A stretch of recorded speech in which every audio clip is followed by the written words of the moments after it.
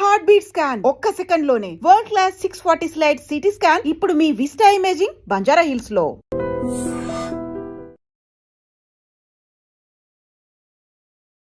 నమస్తే, welcome to I dream. చాలా మందిలో ఛాతిలో మంట, పుల్లటి త్రేంపులు, ఇలా కాకుండా ఇంకా గ్యాస్ట్రిక్ ప్రాబ్లమ్స్ ఇలా ఎక్కువగా వస్తూ ఉంటాయి. అయితే దీనికి సొల్యూషన్ ఏంటి? ఎన్నో మెడిసిన్స్ వాడుతూ ఉంటారు. మార్నింగ్ లేవగానే పొరకడుపున వాడే మెడిసిన్స్తో కూడా మీకు ఎటువంటి ఫలితం లేకపోవచ్చు. అయితే వీటన్నిటికీ కూడా వంటింటి చిట్కాలతో మనం ఎలా సొల్యూషన్ తీసుకోవాలి అన్న దాని గురించి చక్కగా వివరించడానికి మనతో పాటు ఉన్నారు ప్రముఖ ఆయుర్వేద వైద్య నిపుణులు, వంటింటి చిట్కాలలో చాలా ఫేమస్ ఆయన. ఈ పాటికి మీకు అర్థమైపోయి ఉంటుంది, ఆయనే చిట్టుబట్ల మధుసూదన్ శర్మ గారు. వారితో మాట్లాడి అసలు ఈ గ్యాస్ట్రిక్ ప్రాబ్లమ్స్కి ఎలాంటి సొల్యూషన్ చెప్తారు అన్నది అడిగి తెలుసుకుందాం. నమస్తే సార్. సార్, గ్యాస్ట్రిక్ ప్రాబ్లం అన్నది ఇప్పుడు చిన్నపిల్లలు కూడా మాకు ఛాతిలో మంట వచ్చేస్తుంది, పుల్లగా తేన్పులు వస్తున్నాయి, ఏం తినలేకపోతున్నాము అనేసి చెప్తూ ఉంటారు. అయితే గ్యాస్ట్రిక్ ప్రాబ్లం రావడానికి మెయిన్ రీజన్స్ ఏంటి సార్? గ్యాస్ట్రిక్ ప్రాబ్లమ్స్ రావడానికమ్మా టయానికి ఫుడ్ తీసుకోకపోవడము, కాఫీ టీలు ఎక్కువ తాగడము, junk foods, fast foods, bakery foods ఎక్కువ తీసుకోవడము, రాత్రి ఎక్కువసేపు నిద్ర మేలుకోవడము, మోషన్ను బలవంతంగా ఆపుకోవడము, తర్వాత మల విసర్జన సరిగ్గా చేయకపోవడము, అంటే కాన్స్టిపేషన్ ప్రాబ్లమ్ అమ్మా. సో ఇలాంటివి అనేక రకాలైనటువంటి కారణాల వల్ల ఈ గ్యాస్ట్రిక్ ట్రబుల్ వస్తూ ఉంటుందమ్మా. ఈ గ్యాస్ట్రిక్ ట్రబుల్ సమస్య ఉన్నటువంటి వాళ్ళలో అందరిలో అన్ని లక్షణాలు ఒకే రకంగా ఉండవమ్మా. కొందరిలో ఒక్కొక్క రకమైన లక్షణాలు ఉంటాయి. కొంతమందికి తేపుల రూపంలో ఈ యొక్క సమస్య ఇబ్బంది పెడుతూ ఉంటుంది, కొంతమందికి కడుపు ఉబ్బరంగా ఉంటుంది, కొంతమందికి వాంతి వచ్చినట్లు ఉంటుంది, కొంతమందికి తల బరువుగా ఉంటుంది, కొంతమందికి మోషన్ ప్రాబ్లం ఉంటుంది, కొంతమంది కడుపులో మంట ఉంటుంది, కొంతమంది కడుపులో ఏదో రాయి పెట్టినట్లు అనిపిస్తూ ఉంటుంది. ఇలా వివిధ రకాలైనటువంటి లక్షణాలు కలుగుతుంటాయమ్మా. మరికొంతమందికి అయితే ఈ ప్రభావం చేత అంతుబట్టని సమస్యలమ్మా, అంటే కీళ్ళ నొప్పులు, మోకాళ్ళ నొప్పులు, తర్వాత నడుము నొప్పి, భుజం నొప్పి, తలనొప్పి, ఇలాంటి వివిధ రకాలైన నొప్పులు కూడా కలుగుతుంటాయమ్మా. అలాంటి వాళ్ళలో ఏ పరీక్ష చేసినా ఏముండదమ్మా, పరీక్షలు చేయించుకుంటారు కానీ నార్మల్గా ఉంటాయి, సమస్య మాత్రం ఇబ్బంది పెడుతూ ఉంటుంది. గ్యాస్ట్రిక్ ట్రబుల్ సమస్య తగ్గిపోతే కానీ అవి తగ్గిపోవమ్మా. సో అట్లా కొంతమంది ఉంటారమ్మా. ఏది ఏమైనప్పటికీ మీరు అన్నట్లు ఈవెన్ ఒక్కొక్కసారి పరిగడుపున మింగే మాత్రలు కూడా మండి పడతాయమ్మా. కొన్నాళ్ళ పాటు వాడేసరికి అవి కూడా మాకు సాధ్యం కాదని చెప్పేసి మండి పడితే ఆ టాబ్లెట్స్ మార్చుకోవడము, వాటి యొక్క డోస్ పెంచుకోవడము చేసుకునేటువంటి పరిస్థితి ఏర్పడుతుందమ్మా. దీర్ఘకాలికంగా అలాంటి కృత్రిమ ఆధునిక రసాయన ఔషధాలు వాడడం ఏమాత్రం క్షేమదాయకం కాదమ్మా. కాబట్టి సేఫ్టీగా ఉన్నటువంటి క్షేమదాయకమైనటువంటి సైడ్ ఎఫెక్ట్స్ అయినటువంటి మందులు వాడుకోవడం మంచిదమ్మా, ఆహార ఔషధాలు. అందుకే అంటే సార్, మన కడుపు చల్లగా ఆరోగ్యంగా ఉంటేనే మనం ఆరోగ్యంగా ఉంటాము అనేసి చెప్తూ ఉంటారు. ఎగ్జాక్ట్లీ.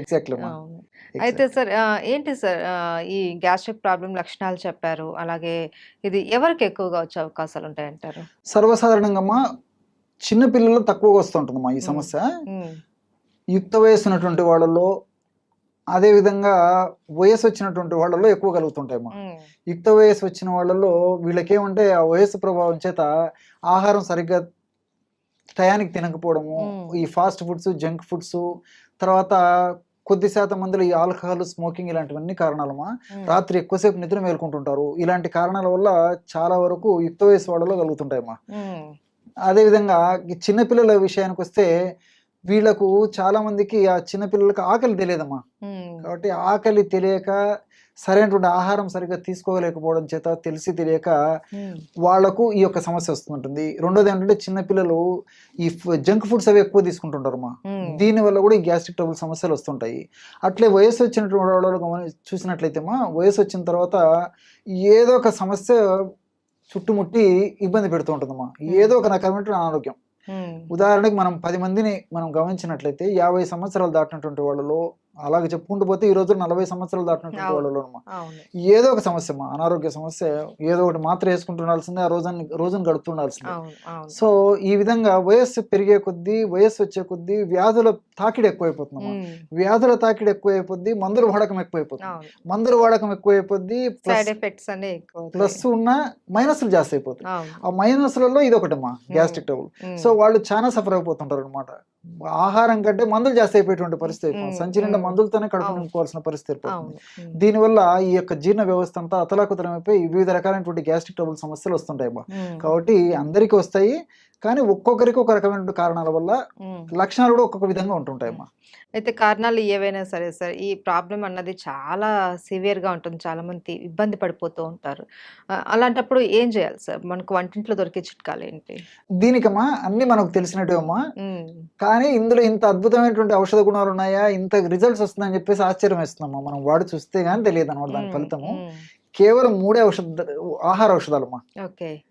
జీలకర్ర, ధనియాలు, సోంపు గింజలు. హ్మ్. ఎక్కడ ఏ వేలు ఖర్చు పెట్టాల్సిన అక్కర్లేదమ్మా. అవును. అద్భుతమైనటువంటి ఔషధం. హ్మ్. ఈ 3 పదార్థాలు ఒక్కొక్కటి 50 గ్రాములు తీసుకోవాలమ్మా. హ్మ్. అంటే జీలకర్ర ఒక 50 గ్రాములు వేయించేసేసి, హ్మ్. ధనియాలను వేయించి ఒక 50 గ్రాములు, సోంపు గింజలను వేయించేసి ఒక 50 గ్రాములు తీసుకోవాలమ్మా. అన్ని దోరగా వేయించుకోవాలి. అన్ని కలిపేసి మిక్సర్ అయినా వేసుకోవచ్చమ్మా. హ్మ్. ఓపిక ఉంటే సపరేట్ అని తయారు చేసుకోవచ్చు. ఓకే. లేకపోతే అన్ని కలిపేసి మిక్సీలో వేసేసుకోవచ్చు. హ్మ్. బాగా జల్లి పట్టేసేస్తే సరే ఒక 10 గ్రాములు అటు ఇటు అయినా ఇంచుమించు ఒక 140 గ్రామ్స్ 150 గ్రామ్స్ ఔషధం తయారైపోతుంది. హ్మ్. మొత్తం పౌడర్ బ్రహ్మాండమైనటువంటి పౌడర్ తయారైపోతుంది. హ్మ్. దాన్ని ఒక గాసీసారి నిరోధించుకున్నామా, 1/2 టీ స్పూన్ ఉదయం ఆహారం తర్వాత అరచేతి మీద వేసుకొని కొద్దిగా చప్పరించేసేసి నీళ్ళు తాగేసేయాలమ్మా. కొద్దిగా 1/2 గ్లాస్ వాటర్. ఓకే. రాత్రి ఆహారం తిన్న తర్వాత కూడా ఒక 1/2 టీ స్పూన్ ఒక అరచేతులు వేసుకొని చప్పరించాలమ్మా. బాగా ఎంజాయ్ చేస్తూ అది చప్పరిస్తూ మింగేసేయాలి. హ్మ్. ఒక కప్పు అంటే ఒక 100 ml వాటర్ తాగితే సరిపోతుంది. హ్మ్. చిన్నపిల్లలు అయితే కొంచెం డోస్ తగ్గించుకోవాలమ్మా. ఓకే. అంటే 12-13 సంవత్సరాలు దాటినటువంటి వాళ్ళకందరికీ ఈ డోస్ సరిపోతుంది. హ్మ్. ఇంకా 12-13 సంవత్సరాల కంటే తక్కువ ఉన్నటువంటి వాళ్ళలో 1/2 టీ స్పూన్ కాకుండా 1/4 టీ స్పూన్ ఆ రేంజ్లో వాడుకుంటే సరిపోతుంది. హ్మ్. సో ఇది వాడడం వల్ల ఏమైతుందంటే within 3rd day 4th day నుంచి మంచి బ్రహ్మాండమైనటువంటి రిజల్ట్స్ వస్తాయమ్మా. ఓకే. సో ఇప్పుడు మనం చెప్పుకున్నటువంటి లక్షణాలన్నిటికి కూడా ఇది చక్కటి దివ్య పరిష్కారం. ఔషధం. అన్ని దివ్య అవును. ఔషధం. అవును. ఇన్ని లక్షణాలు చెప్పాం కదమ్మా. అవును. ఏ లక్షణాలు కానివ్వండి, గ్యాస్ట్రిక్ ట్రబుల్ అంటే కేర్ ఆఫ్ అడ్రస్ ఇదే. హ్మ్.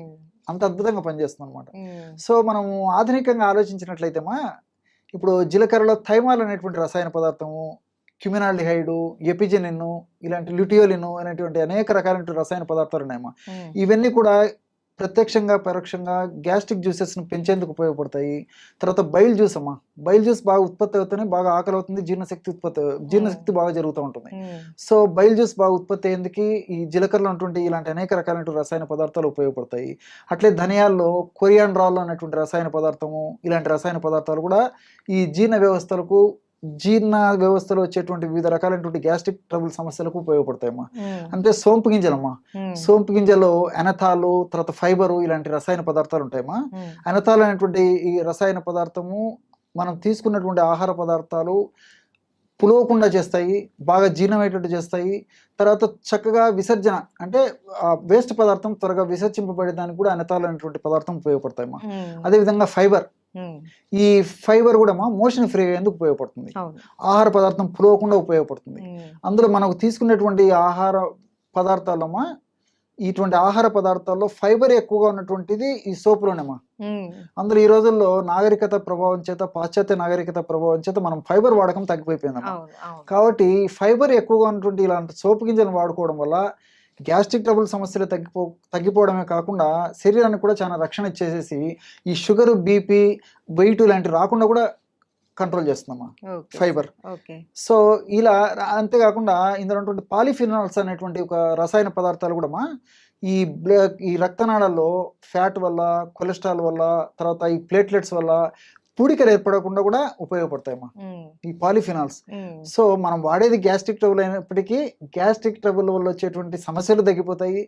అట్లే వెయిట్కి ఇది పనిచేస్తుందమ్మా. అంటే వెయిట్ వల్ల వచ్చేటువంటి సైడ్ ఎఫెక్ట్స్, హ్మ్. అదేవిధంగా షుగర్ రాకుండా షుగర్ వల్ల వచ్చేటువంటి సైడ్ ఎఫెక్ట్స్ను కంట్రోల్ చేస్తుంది. హ్మ్. అదేవిధంగా ఈ రోజుల్లో గుండె జబ్బుల సమస్య చాలా మందిలో కలుగుతుందమ్మా. హ్మ్. సో గుండెలో బ్లాక్ కావడము, రక్తనాళాల్లో పూడికలు ఏర్పడడం, ఆ పూడికలు కూడా వచ్చిన పూడికలు త్వరగా తగ్గించేందుకు, ఆ పూడికలు రాకుండా ఉండేందుకు కూడా ఇది ప్రొలాంగ్ చేసేందుకు కూడా ఈ యొక్క ఉపయోగపడుతుంది. మల్టీ బెనిఫిట్స్ ఉన్నాయి కాబట్టి అందరూ క్షేమదాయకంగా వాడుకోవచ్చమ్మా. చాలా అద్భుతమైనటువంటి ఔషధం అమ్మా. Okay sir. ఏ లక్షణాలు కనపడినా సరే మనకి 3 పదార్థాలతో చేసుకున్నటువంటి పౌడర్ కొద్దిగా తీసుకుంటే చాలు.